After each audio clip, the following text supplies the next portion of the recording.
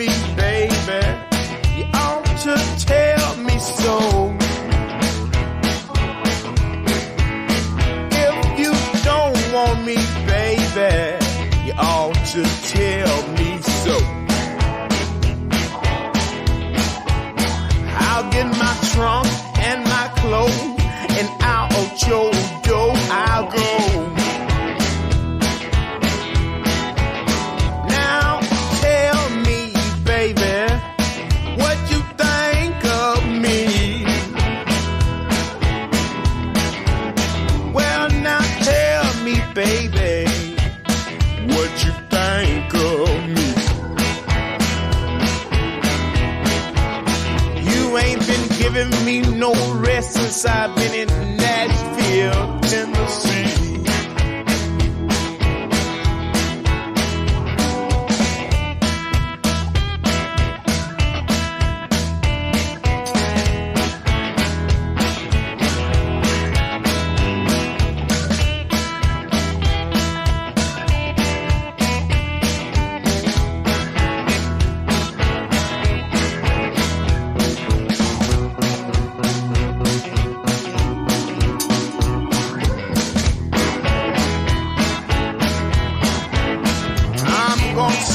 One more verse and I ain't gonna sing no more.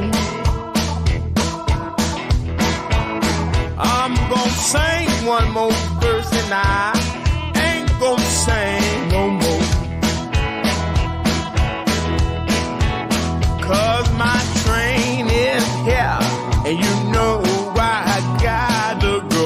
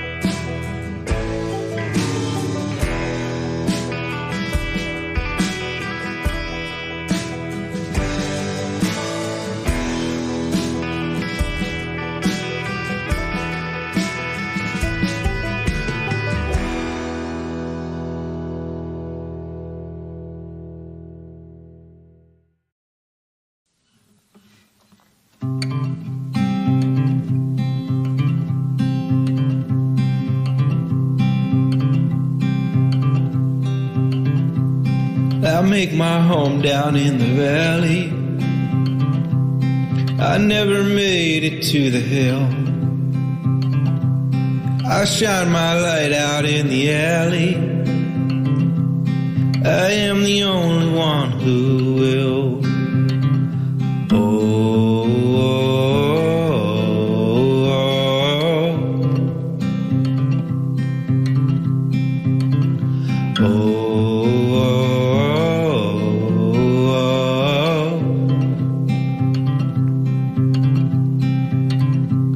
I guess I've always been a traveler.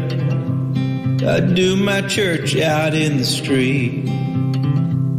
I use the jacket off my back as my tithe as I give it to the beggar who's in need.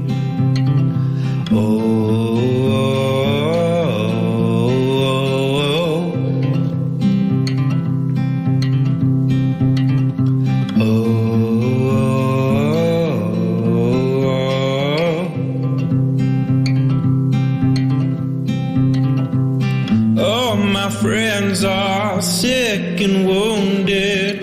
We don't have nothing left to give, but we dance like David, love like Jacob, keep on walking like Moses did. I said, oh, my friends are sick and wounded. We don't have nothing left to give, but we dance like David, love like Jacob, keep on walking like Moses did. Oh,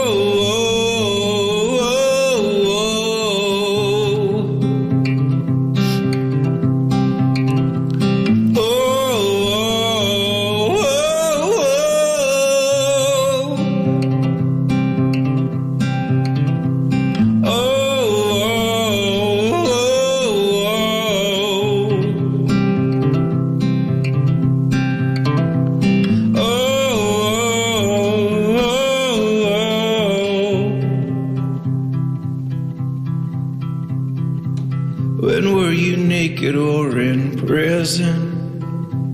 When did you need something to eat? You said, whatever you have done unto the least of these, my brother, you have done it unto me.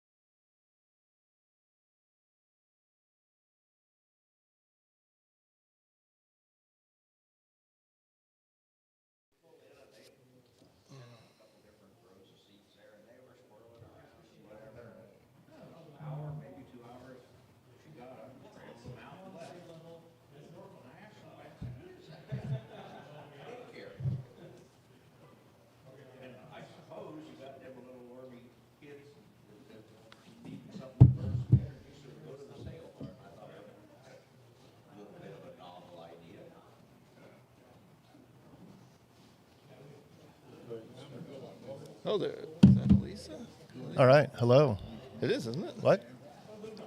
It is. All right. Hey, man. How's it going?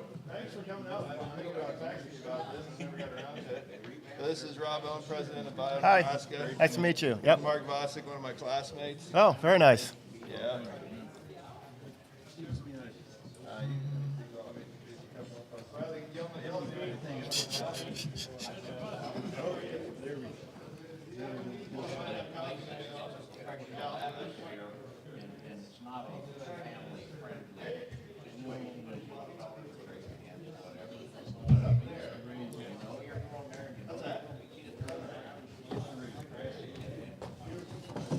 Rob, how's it going today? It's doing great. Thank you for being. I Yeah. appreciate being here today. So why don't you tell everybody, what is Bio Nebraska and what you guys do? Yeah, Bio Nebraska is a trade association really dedicated to supporting and promoting the biosciences in Nebraska. We have a little over 100 members, and they come from your animal health, human health, agriculture, industrial, biotech, renewable fuel, so we're a very diverse group. But really our job is to help, I think, looking at the companies and the organizations we have in the state now, helping them succeed, and then also helping our chambers of commerce, our economic development folks, trying to figure out how to lure those other bioscience companies and organizations to the state. Awesome. So that's what we're all about. Sweet.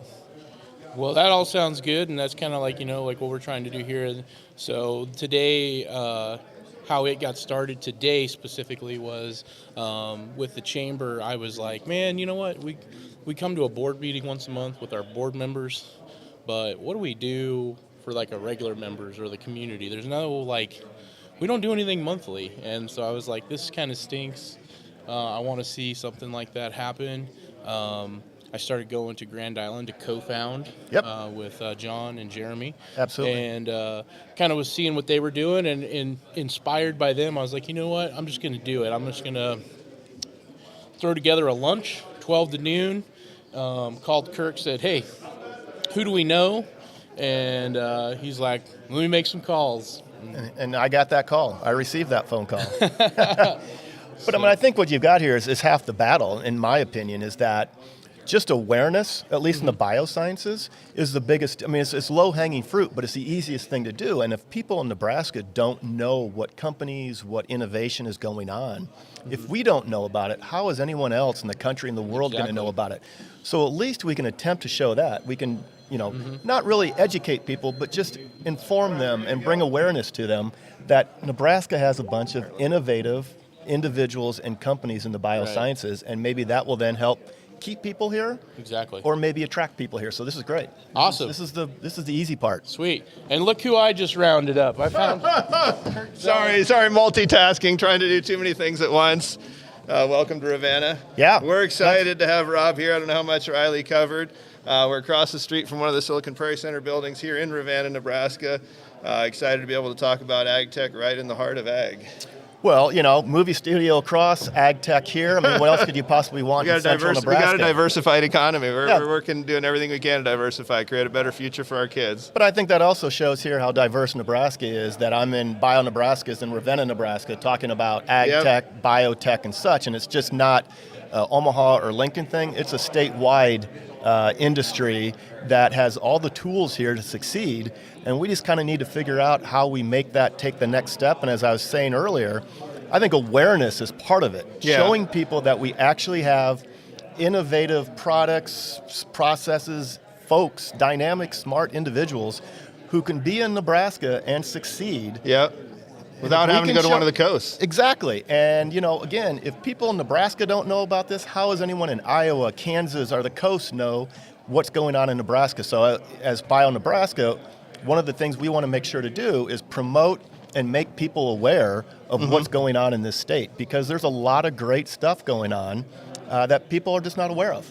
Well, while we're on the note of Bio Nebraska, I know obviously, it covers broad life sciences, so animal health, et cetera. What does Bio Nebraska cover? I know it most, of course, from the stuff I do in healthcare. Well, so we have a little over 100 members, and our members, again, come from animal health, human health, industrial biotech, which the way I think about it is if you have maybe something made out of plastic. We can make that out of corn. We can make something natural. So I kind of look at that as industrial biotech. And renewable fuels. And that one, I know some of them are clustered around Blair and that They're part right of the up in state. Blair, just north of Omaha and Blair. There's called the Cargill campus, and there are 4 or 5 companies there that are really kind of considered industrial biotech. And what are they using?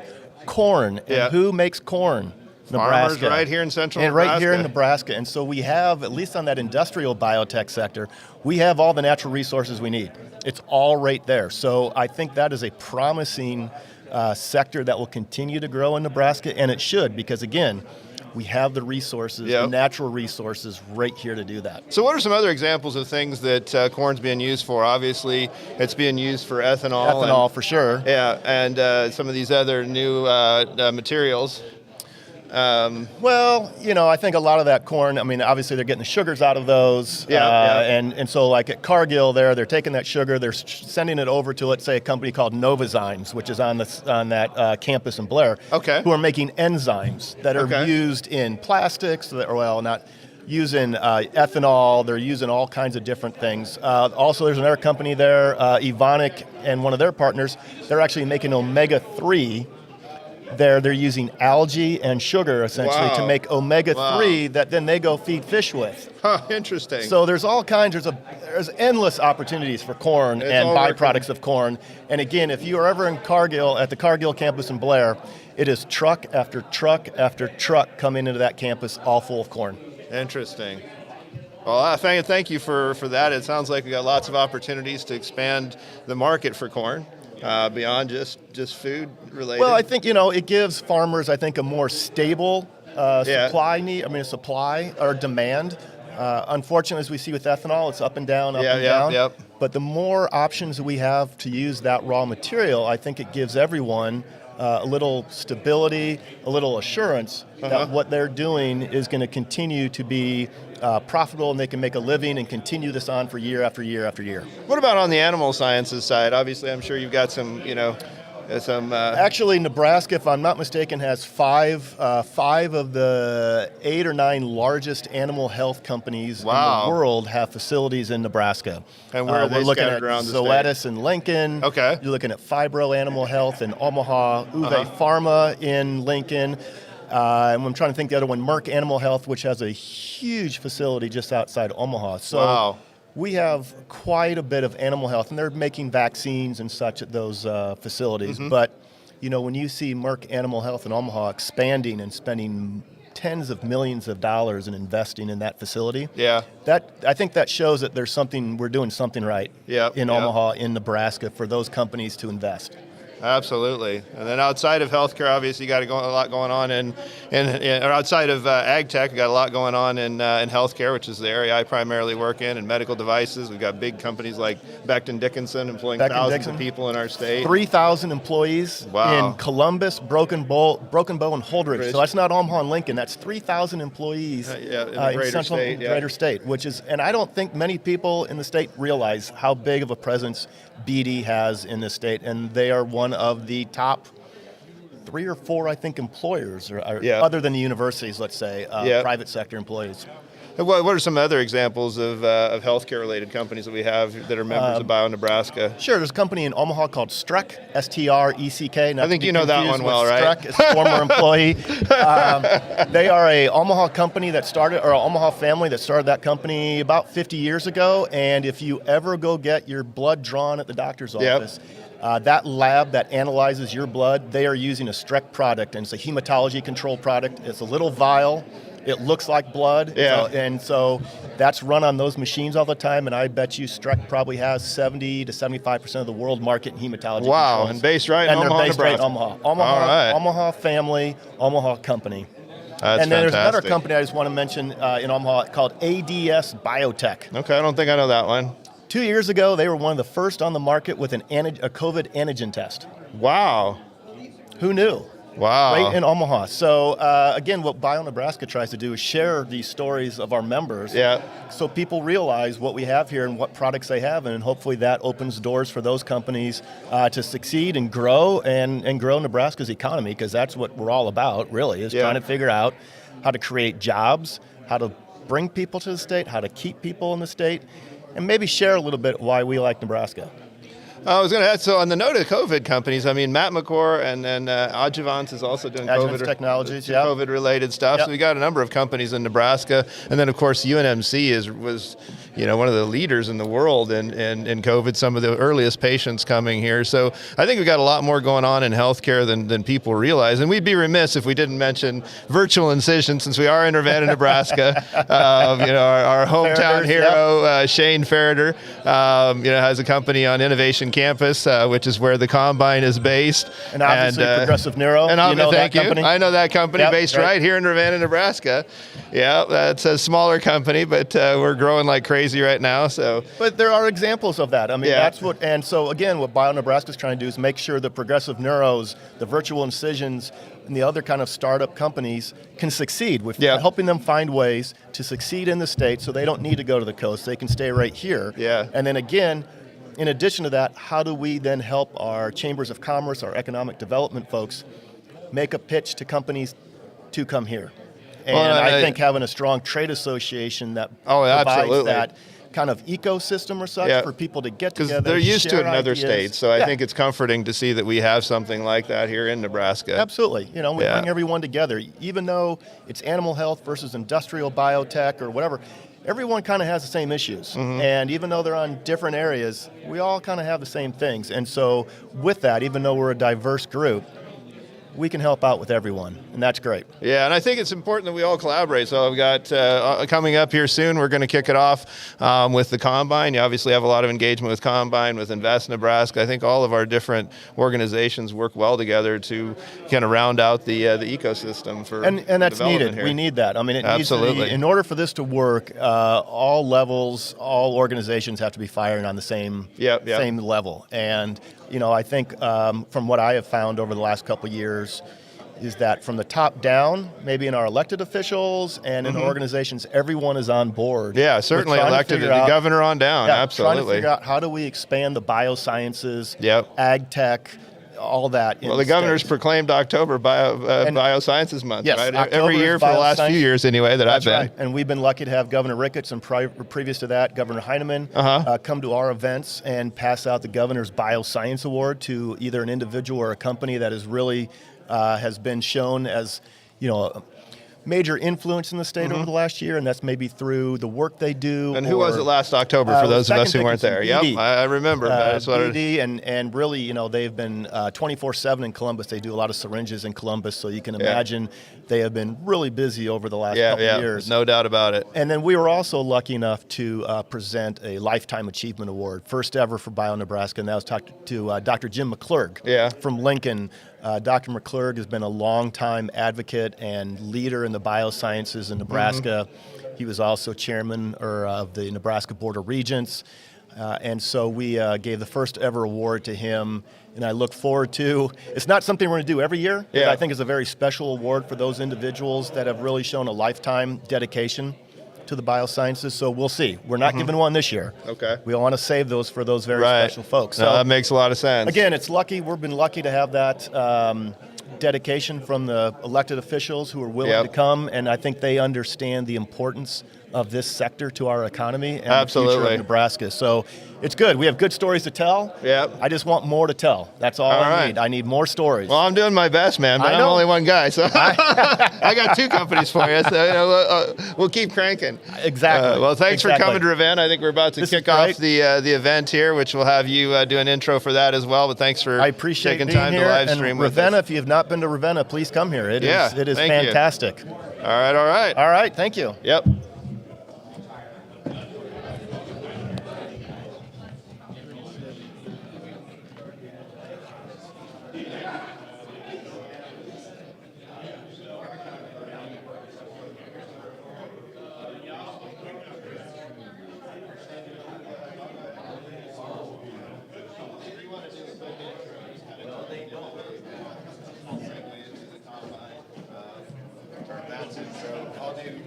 I'll do Rob's intro, and then I'll get up and do Matt's intro after that.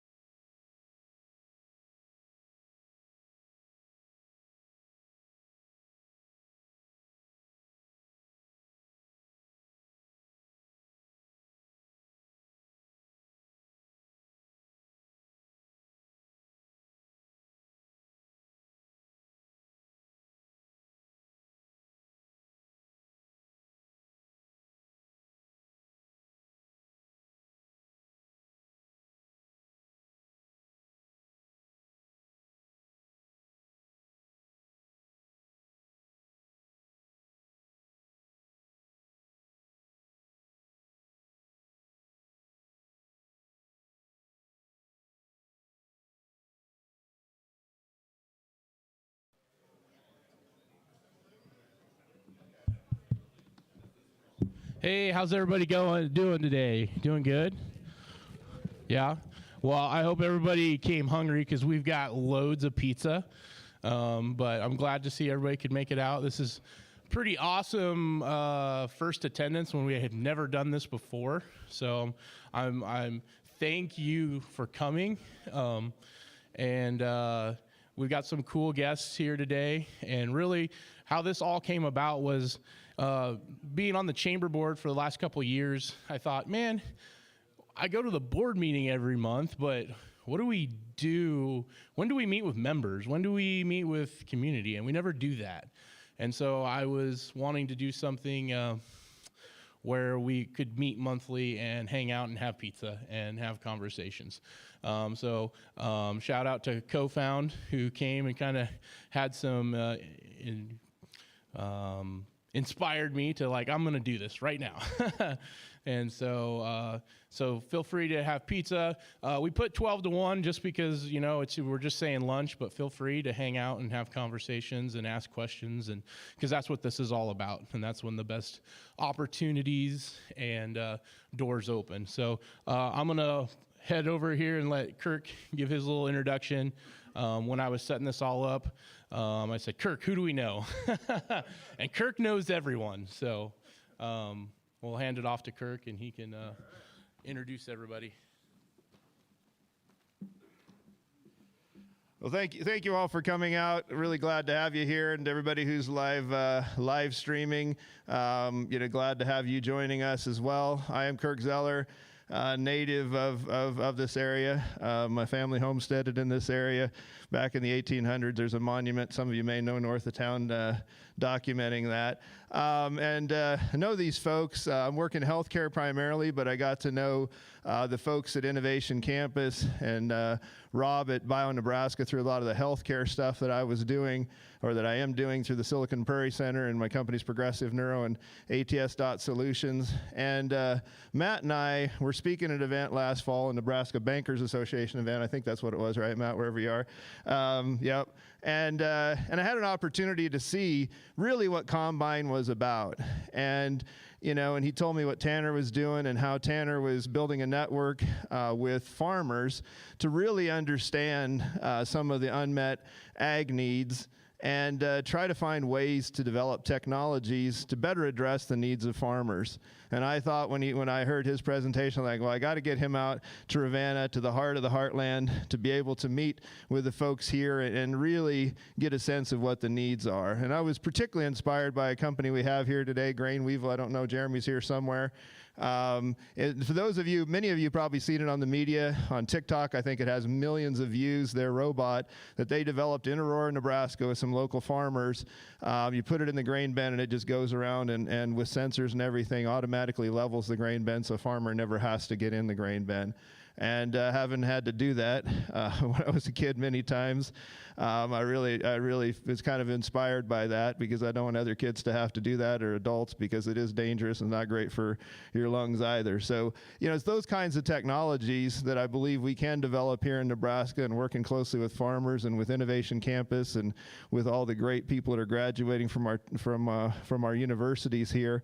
And so I wanted to get these folks out here and have you guys get an opportunity to get to know what they're doing, and see how we might be able to get some input from y'all to be able to advance some of these technologies. So I'm going to kick it off with Rob Owen, who's the president of Nebraska, which is an industry organization here in Nebraska. Two of my companies are members. He's going to talk a little bit about how that, what they do, and then that very much ties into how Invest Nebraska, who Matt works for, and the Combine, whose programs he leads. We all kind of work together really to further the development of technologies here in the great state of Nebraska. Thank you, Kirk. Great to be here in Ravenna, my first time ever, which is great, walking up and down the streets. But again, my name's Rob Owen. I'm the executive director of Nebraska, and we are a nonprofit trade association really dedicated to supporting and promoting the biosciences in Nebraska. We have a little over 100 members, and our members come from, let's say, animal health, agriculture, human health, industrial biotech, and then renewable fuels. And then along we have the University of Nebraska, all of its campuses, and then 2 community colleges, Southeast Community College and Metro Community College, who are all part of our group. So we're pretty diverse, which is great. I think because of the diversity, it makes my life interesting and educational every day. But really, our job is to promote what we have going on here and figure out how to grow it. And we do that through events. Our members really like to have networking events. They don't like formal presentations. We used to do that, and we'd get 50 people, and then we'd have a happy hour, and we'd get 100 people. So we have scrapped all of that formal stuff. It's more about our members want to get together, network, and build relationships that maybe will turn into a business relationship a year or two down the road. We do that through advocacy, like I'm here talking about Nebraska, biosciences.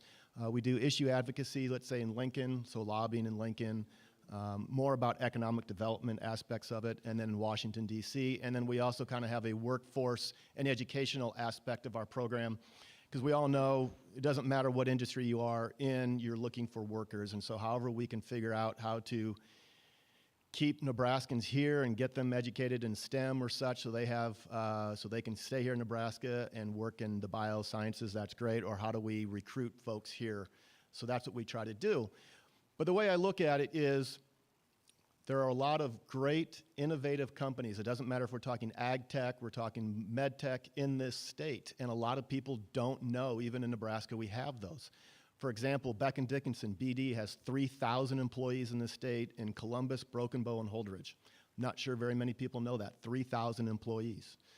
There's a company in Omaha called ADS Biotech that had one of the first antigen tests for COVID 2 years ago. Not a lot of people know about that. So if people in Nebraska and Lincoln, Ravenna, Scotts Bluff don't know about these companies, how is anyone else going to know about them?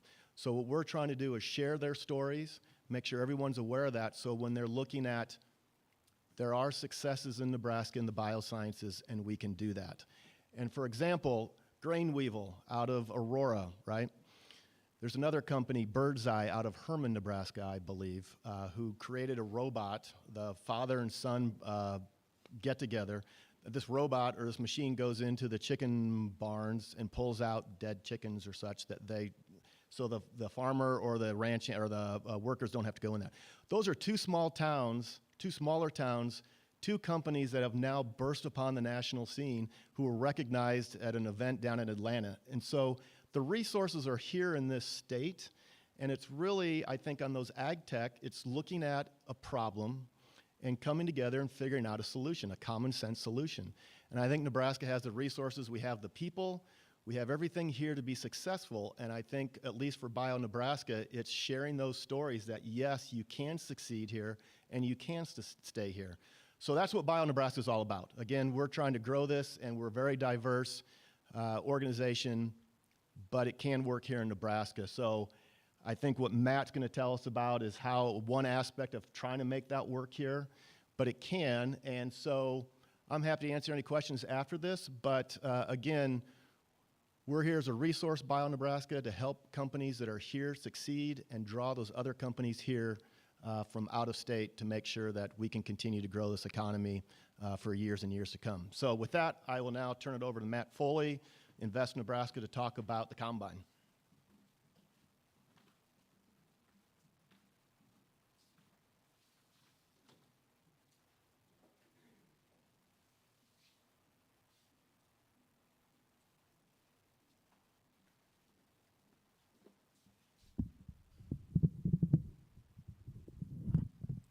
So we work with technology entrepreneurs, and using a wireless mouse as a clicker is going to be my innovation of the day. Hey everybody, my name is Matt Foley. I work for Invest Nebraska. So Invest Nebraska, we are a venture development fund, and our ag tech arm, so to speak, is the Combine. So my goal of the day is to tell you what the heck is the Combine, why are we here, and most importantly, make the introduction to our Insights Network manager, Tanner. Our Insights Network is a network of farmers and ranchers across the state of Nebraska that help many of the companies that we work with. But there's a couple filmmakers in the room, so I thought I would start with a story before jumping into the program. So it's 1940. It's 1940, and we're out of the worst years of the Dust Bowl, but agriculture in Nebraska is struggling. There's a young man, Frank, and he's seeing his family farm struggle. his neighboring farms go under, and he doesn't have a PhD, he doesn't have a master's degree in ag engineering, but he's a Nebraskan, he understands how to solve problems, and he starts thinking, what can I do to take advantage of the resources I have, the Ogallala Aquifer, and the mechanical skills and the talented people around me?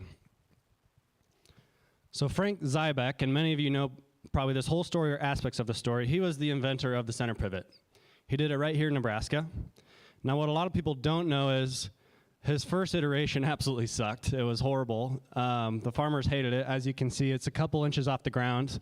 That works great for maybe your first pass, but it will topple over your corn very quickly. So what he writes about in his business journal, and a lot of the accounts of the early days of the center pivot, was how valuable the farmers in Columbus and northeast Nebraska were at providing feedback. And they'd come to Frank and say, you know, this is good, but it really should attach to our well this way. Or this is good, but you should really modify this. And when Frank talks about the early days of developing the center pivot, he was not a brilliant engineer. He had no formal education past 7th grade.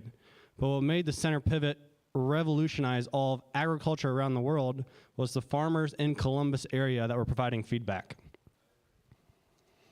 Now, the patent obviously has gone on to spur giant companies, Lindsay, Valmont, T&L, right here in Nebraska.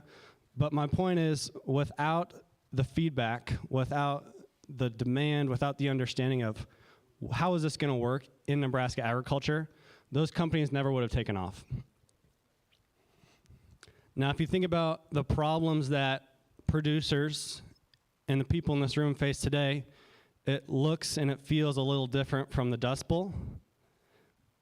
And a lot of that feels like, well, this is crap out of our control. A lot of people don't even understand where their food comes from. A lot of trends that feel like Nebraska agriculture is getting kicked. But it's going to take solutions from innovators in the state, and it's going to take producers that understand we can have a voice in this, and hopefully some financial upside, which we'll talk about, the opportunity to maybe even invest in some of these companies and have a stake in the game as these companies grow and flourish. So in the introduction, they talked about an organization called Invest Nebraska. So Invest Nebraska is who Tanner and I work for, and we manage what's called the State Seed Fund. It's a seed innovation fund, and I'm not going to get into all the details of the state programming, but the long story short is, if you have an idea, the first thing you should go after is probably a prototype grant. And then down the road, you can make the decision, do I want to raise investment? Do I want to take on equity capital? Invest Nebraska has been managing that program for a number of years, and we've had incredibly successful investments in banking technology, insurtech, medical device, life science, and it makes us one of the most active investors in the entire Midwest.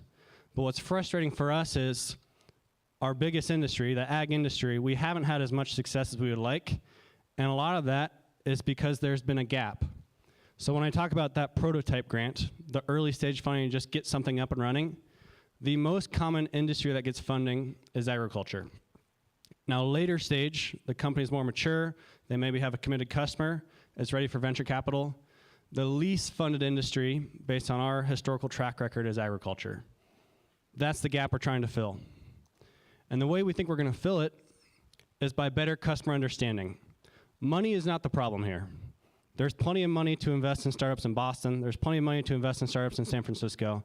Money is not the gap. The gap is a true understanding of what problems need to be solved in agriculture.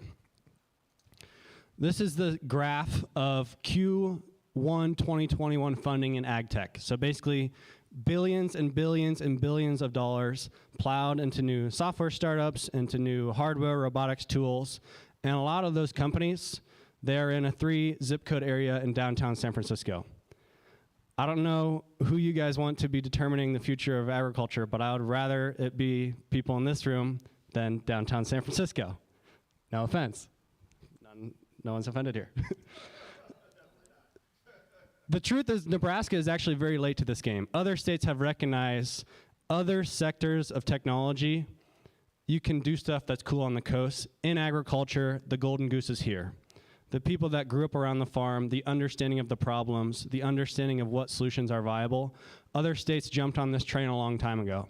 So other states had initiatives to support and foster ag tech entrepreneurship in their state.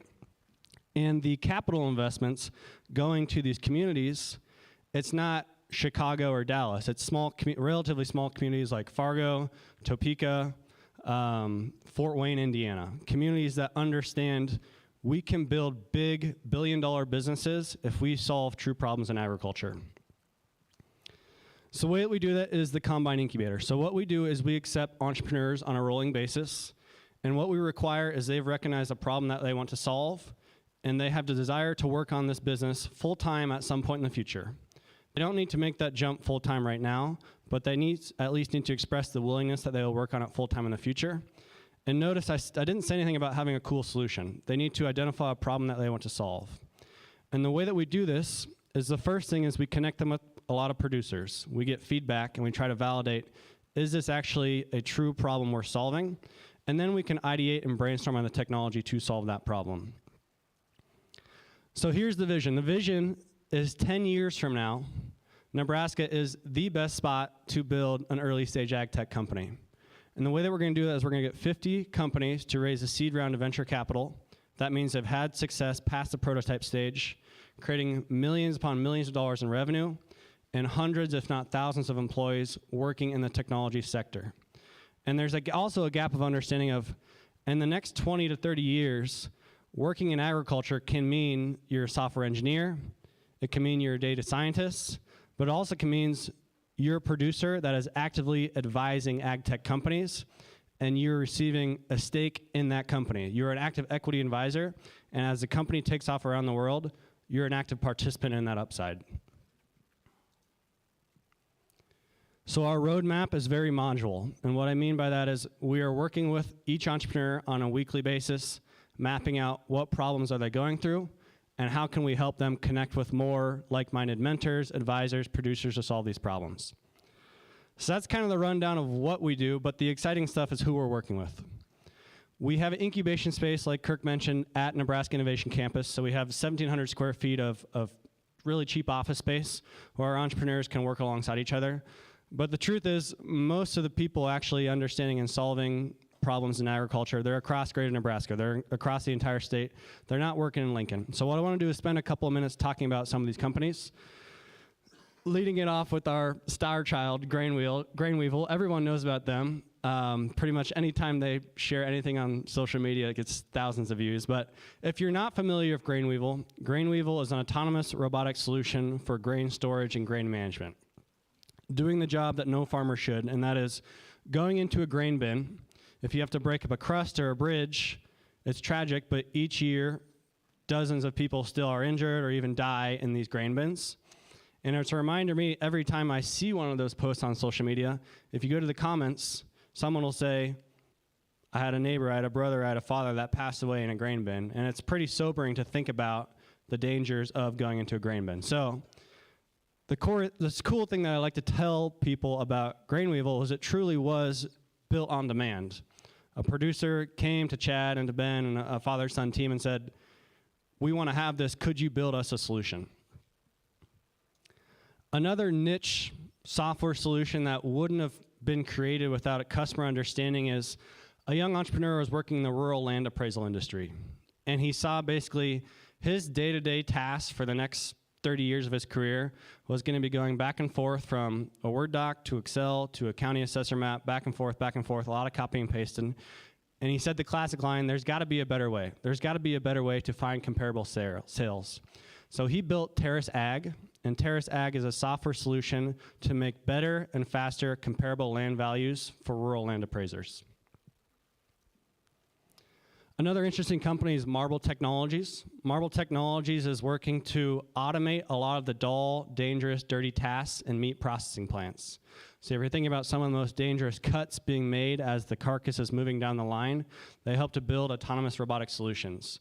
What's interesting about this team is they actually don't come from an ag background. They come from medical device and robotic surgery and a lot of brilliant engineers, MIT connections, but they're building their team here in Nebraska because they understand they need to be connected to the beef industry.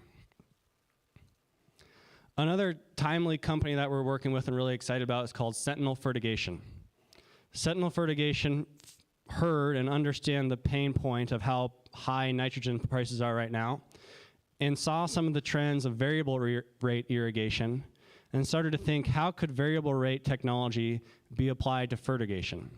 So they're a very early stage company. They're just testing out their prototype, and they're going to be doing some piloting in the state of Nebraska, which we'll talk about in a little bit. But a really bright guy. He's from Alabama. He came to Nebraska for his PhD, and he absolutely fell in love with the Nebraska agriculture community, and we're excited to see where the company goes. Another niche problem being solved, it actually started in Gothenburg, Nebraska. And Dawson Tire and Wheel is a traditional ag tire retail outlet. And they saw a lot of the price values of tires were actually mispriced. As they were thinking about an incredibly expensive piece of equipment, they would do all this checklist about getting the appropriate pricing value of the equipment, but then at the end of the day, the tires, they kind of just rounded up and not have a clue of what the comparable price was. Their goal is to be the Kelly Blue Book for ag tires. And they're building the data set and they're building the software experience for the ag equipment retailers and financiers to have a better understanding of what does it mean to actually sell and resell tires in the ag industry. Another company that's interesting to talk about actually did not start in Nebraska. So that's actually another wing of our vision is how can we do economic development and business attraction and recruitment through the ag industry from markets that do not have the market capacity that we do. So Green Eye Technologies actually was started in Israel. In Israel, as you can imagine, it's a pretty small state the size of New Jersey. Their dream was coming to Nebraska. They want to do testing here in Nebraska. So their management team will be moving permanently to Nebraska, and what they hope to do is understand how can some of the cutting edge and honestly the decreasing of costs for cameras and sensors be applied to the application of herbicides and pesticides. So their first application is for herbicides, and basically if you imagine a spray boom going down the field, the camera is looking out into the field, identifying what is a weed, what not is a weed, and rather just spraying continuously, only doing short bursts of spraying that herbicide. And a final company was mentioned briefly, so this is up in Herman, Nebraska, so population 300, and another father-son team, ironically, and what they were working on was the recognition that as more poultry barns and broiler barns were being built across Nebraska, the bottleneck was labor. There were producers that wanted to bring a father or a son or a daughter back to the farm and work in these broiler barns, but walking the barns with a 5-gallon bucket, picking up dead birds did not sound like the enticing way to get them to move back to the farm. So it's a prototype, and they are very early on. You probably can't see from the picture. He has a PlayStation remote in his hand. So this is one of the very first versions that he built.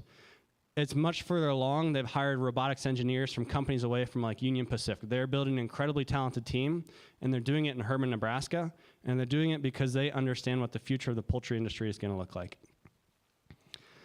It truly is a statewide effort. We could not do it with partnerships with groups like Bio Nebraska and a lot of partners all across the state that really make this happen. We're a small, mean, lean team. We don't have people in every community, so we have to really do this through a word-of-mouth basis. And that's why I have the privilege to introduce Tanner. So Tanner's going to talk about our Insights Network.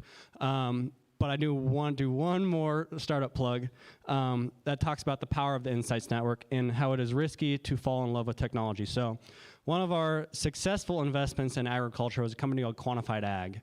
Quantified Ag was recently acquired by Merck Animal Health. What people know about Quantified Ag is they are one of the leading diagnostic companies in cattle animal health. What they don't know is when the founder sat down and thought of this idea, he thought he was going to build a drone company. His vision was we're going to have a drone fly over the feedlot, and it'll take thermal images of the camera of the cattle, and that will report it back to the feedlot manager. It was through conversations with the ranchers, with the producers, with the feedlot managers, understanding that it's not feasible, that it's not going to work. And they ultimately developed the smart ear tag, which was a huge, huge innovation in the ag industry, but they couldn't have done that without repeated customer feedback. So that is kind of the common message I want to hammer home. For all of these companies to work and for any future entrepreneur in Nebraska to succeed, it takes customer understanding. I mean, you can talk to the grain Weevil guys. They're out at the grain bin almost every day, testing, doing rapid feedback, what works, what breaks, what doesn't work. So Tanner's going to get a little insight about the Insights Network, what he's been working on, how he's developed it, and I'll let you take it from here.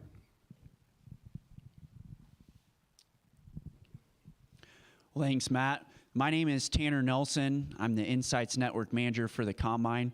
Grew up in Bertrand, a town of 800 on a family farm. We grow corn, soybeans, and have a purebred red Angus seed stock business. So when I'm not working for the combine, I actually live back in Bertrand. I get to help out with that, and so I'm in it day in and day out when I'm not doing efforts like that. And so, it shaped some of the way that I, go about my job as I talk with producers, as I'm building this network up, understanding their challenges, understanding their time schedules, the demands of their day. We know it's not an 8 to 5 day. It's something that's unique about the combine, something that I enjoy working about because Matt and the team know that, greater Nebraska, the rest of the state besides Lincoln, Omaha, is very important to this mission and what we're doing. And they live it out through, letting me work from Bertrand. Another one of ours works up in West Point. And so we're representative of the state. So one, Matt has really touched on it, is the most important thing about the Insights Network is customer discovery. Talking about what are the challenges that you're facing, what are you seeing, what hinders you from being able to take on, an extra 50 head of cattle, what could make it go a little bit faster, what would increase that efficiency. One of my favorite stories is Scott with Bird's Eye Robotics said that when he was building that, the technology for this has been around for 3 to 5 years, but the people that understand that technology are out on the coast and don't understand what's going on in a chicken barn. And the producers in a chicken barn don't understand the technology, and two, don't have time to start doing research and how to make that happen. And so that's what we're also trying to do with the Insights Network. So we'll have people, I build this Insights Network is evolving. This is the second year. I spent the first year really building this up. In fact, we got somebody here, you'll see a map later, but Michael Bauer sitting in the audience here, him and his brother and his dad, they're in the Insights Network. So RAVENNA is represented right now. Would like to have some more producers, so if anybody's interested, we're always looking to add more. But we use them, they come with a different perspective.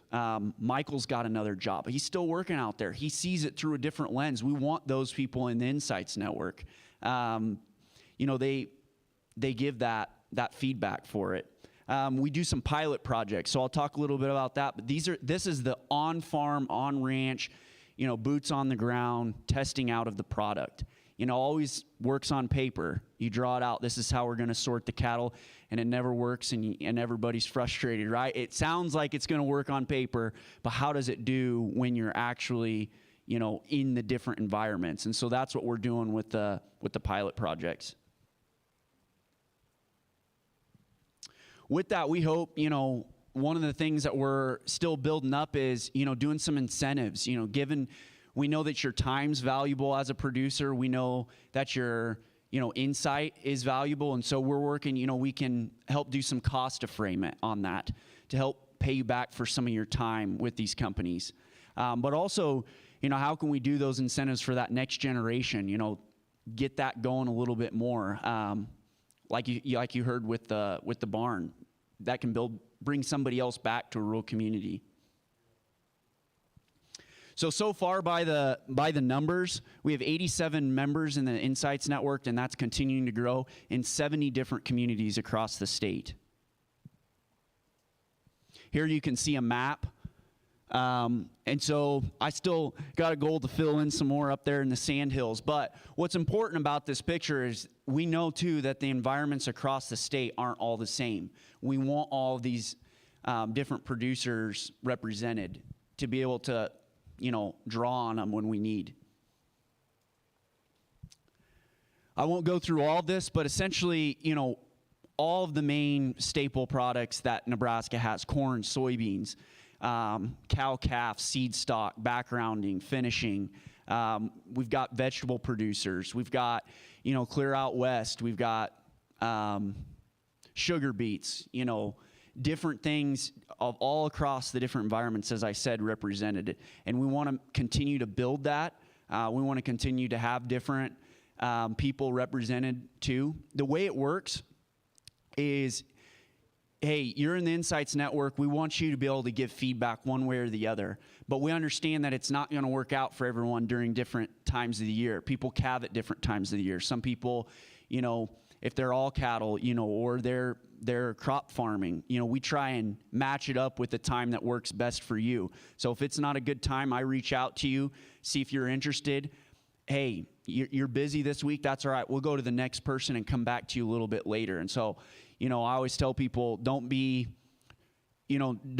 shy to join because you don't think you're going to be able to give 3 hours every week. Hey, that's okay. We just want to be able to pick your brain. Maybe something will come up a little later where you're interested in doing a test trial, and we'll be able to come out to your place. We'll actually be out in Shelton at the end of next week to do another grain weevil test trial. So we're working with one of our Insights Network members there. So here's just, you know, just putting a little face to some of our members. So Tim Hashman, he farms near Hemingford. So he grows corn, soybeans, wheat, dry beans, sunflowers, alfalfa, oats, millet, sugar beets. You know, he's got to rotate quite a bit, a little bit drier out there. But, you know, representing, because, hey, when something comes up that's what we need, you know, we'll be able to kind of pull on him. And he joined because he wanted to improve his operation with potential technology. Another one is Trent Hofer near Elgin. They do conventional corn, soybeans. They do some organic corn, popcorn, and then they background cattle. And really, he just wanted to be involved. He's young guy back, and he wanted to be involved and help shape in that next, you know, generation of technology that he's going to be using, his peers are going to be using. We want both in the Insights Network. So some different pilots that we have coming up this year. Talked about grain weevil, corral. Jack Keating, he is working on virtual fencing for cattle. So it's how do you rotationally graze your cattle a little bit more efficient right now? You know, we're using electric fence, poly wire maybe to graze that. But he's trying to figure out, is there a way that we could do that with, he's building kind of a collar, kind of trains the cattle just like a shock collar for dogs, and with noise. And he's testing that out with some producers right now. It's very early stage, and so he's got a lot of learning. He's pivoted a couple times, but that's what we're going to be testing out this spring with 4 different producers on their cattle. How does that work? The other one talked about was Sentinel Fertigation. Yeah, really excited about that one. We've had a lot of interest from producers. You know, they got variable rate pumps that you got, you know, you're setting them manually. But how can you better have that stream of information? Your agronomist goes, checks your field, says, hey, yep, we're going to fertigate. This is what I want you to do. You got to find time. You go out there, set your pump, you know, you can do your pivot on your phone. How about if that was all streamlined? Agronomist could go up there, use information from the satellite. He's walking the fields. He goes in there, boom, sets it, and off you go. You don't have to stop chasing cattle to go do that, or whatever else projects you're working on. So, and then also, yeah, just the efficiency on the nitrogen. Green Eye Technology, same thing for herbicides and just being a little bit more efficient. You know, John Deere, they just released, I think that they're coming out with theirs too. So I think they're going to be start doing some trials, and yet I see some acres guys there in the back. But yeah, I know that they're coming out too. It's something that people are seeing. It's a problem. How do we become more efficient with what we're using? Pharmafield, they're playing in the solar arena. Solar, whether you like it or not, whether it's not the answer to all of our problems, but we have a specific opportunity in ag to be a part of that solution. It's really being pushed big everywhere else. So what can we do to help shape where that's going to go? And so Pharmafield's doing some test trials with utilizing solar on confinement barns. You know, dairy uses a lot of energy. How can we make that a little bit cheaper? How can we use those during peak load times, during irrigation season? Nothing is more frustrating than when you get interrupted and can't get water to your crops when you need it. So how can we help, you know, utilizing solar to make sure we can still get water to our crops when it needs it? Burns Eye Robotics, talked about that one. And then Cattle ID. Cattle ID is another interesting one where they're trying to figure out, this flow of information that's very segmented in the cattle industry. I think a lot of us are proud of that. It's not vertically integrated like the rest, pork and chickens, but it produces some unique challenges. You're raising some calves at your ranch. You go and sell them. They go through an auction, maybe sale barn. Then they're going to a backgrounder and then to a feedlot. And then this feedlot's got cattle from 1,000 different producers. And there's no way to figure out, okay, what did that ranch do? This pen of cattle produced really well. What was it, where did they come from? What was their vaccination status? What was their pedigree? What were they bred to, to reproduce that? So Cattle ID is trying to figure out how can we get that flow of information to carry on to the next level. Maybe you could get some carcass data back just like that. You're not having to pay for it and harass the feedlot to get you your carcass data back because you're trying to make decisions for what you're going to AI to or what bulls you're going to purchase from a seed stock producer. And then also traceability is huge. We've heard a lot about that with COVID and disrupting food supply chains. And so they're trying to figure out long term, can they use facial scanning? The muzzle of a cow has a unique fingerprint in that. Can you track the facial structure, throughout their lifetime? That's very early on. They're working on a lot of algorithms to know they can't do that as of yet. But this traceability is gaining steam quite a bit. And right now, we're using EID tags, which work great, but the consumer is starting to demand more and more and more. And so how can we help shape that? And that's what Cattle ID is trying to do, and that's a Nebraska company. So how neat would it be, again, to have Nebraska leading the forefront of traceability in the cattle industry? So if you are interested in the Insights Network, I'll be around afterward. We'd love to have some more people from the Ravenna area add some more to this to be able to do that customer discovery and pilot projects and help shape the future of agriculture and grow our rural communities. Yeah, I would close with a thank you. Obviously, it means a lot to both of us that you took time out of your day to come listen to us talk about what we're working on. And there's no financial cost of being a part of the Insights Network, but there's probably something even more valuable, and that's the cost of your time. I mean, we're looking for people that are willing to give 10, 15 hours out of their year, but it's very serious commitment of those 10 to 15 hours out of the year where they're giving really good feedback to the entrepreneurs and answering questions. And a lot of times they're going to be stupid questions, but you still answer them. And that's what makes a good business. So thanks, Kirk and team, for organizing, and this has been a great event. Yeah, we're gonna open it up for questions, but I think one of the things I'm particularly inspired about all of this is there's a lot of us, Randy, myself, and others who've had to, leave the state of Nebraska to pursue our dreams that really want to see a future for our state where our children have a diverse range of opportunities, and it may be in ag, but they might be a software engineer in ag. And so it really inspires me that we're making this stuff happen here and growing the economy and at the same time diversifying it so we have more opportunities for our kids. Anybody have any questions while we've got these folks here? For any of them, Rob's here, Tanner, Matt.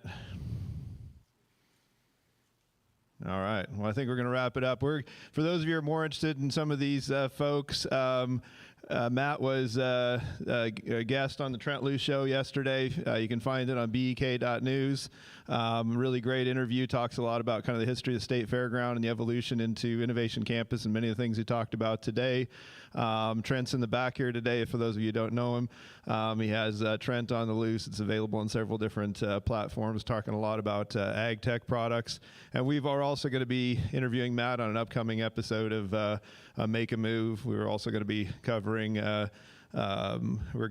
from Rob from Bio Nebraska and a bunch of other folks, and we're going to be doing a few more ag tech things. We're going to cover grain Weevil at some point as well. So we're hoping to kind of spread the word and help people understand what we're doing here in Nebraska. So thank you very much for attending.